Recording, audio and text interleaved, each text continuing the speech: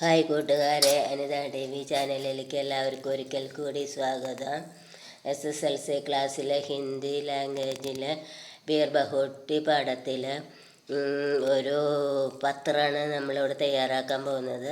അതിൻ്റെ എക്സ്പ്ലനേഷനാണ് പറയാൻ പോകുന്നത്. എല്ലാവർക്കും ഇഷ്ടപ്പെട്ടെങ്കിൽ ലൈക്ക് ചെയ്യുക, ഷെയർ ചെയ്യുക, സബ്സ്ക്രൈബ് ചെയ്യുക.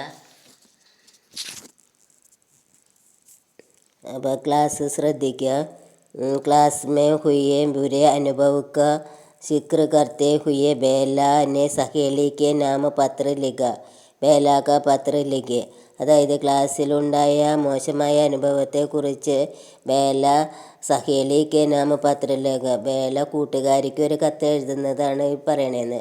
ബേല का പത്ര लिखे. ബേലയുടെ പത്രം എഴുതാണ് ഇവിടെ താഴെ കൊടുത്തിരിക്കുന്നത്. അപ്പോൾ ആദ്യം തന്നെ എഴുതുമ്പോൾ വലത്തുവശത്ത് സ്ഥലം എഴുതുക, താരിഖ് എന്ന് വെച്ചാൽ ഡേറ്റ് എഴുതാം. പിന്നെ ഇടതുവശത്ത് പ്രിയ സഹേലി, അതിൻ്റെ താഴെയായിട്ട് എഴുതുക, കോമ ഇടണം കേട്ടോ. പ്രിയ സഹേലി എൻ്റെ കോമ ഇടാം. അതിൻ്റെ താഴെയായിട്ട് എഴുതുക കൈസി ഹോ, ക്വസ്റ്റ്യൻ മാർക്ക് കൊടുക്കാം.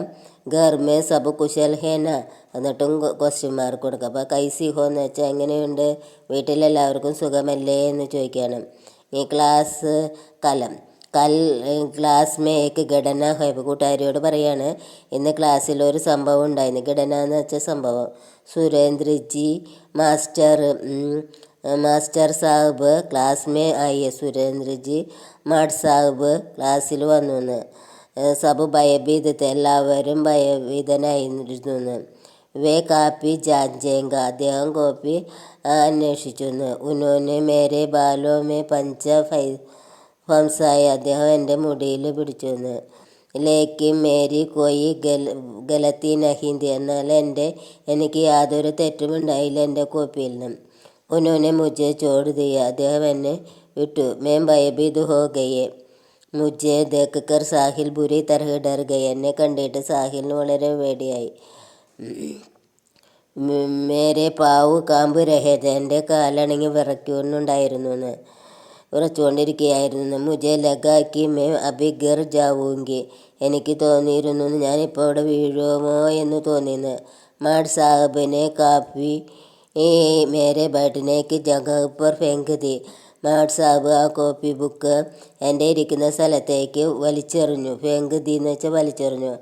അപ്പനെ ജഹഗ് പർ ബൈഠനേക്ക് ആദേശ് ബി ദിയ, എന്നോട് സ്ഥലത്ത് പോയി ഇരിക്കാനും നിർദ്ദേശിച്ചു.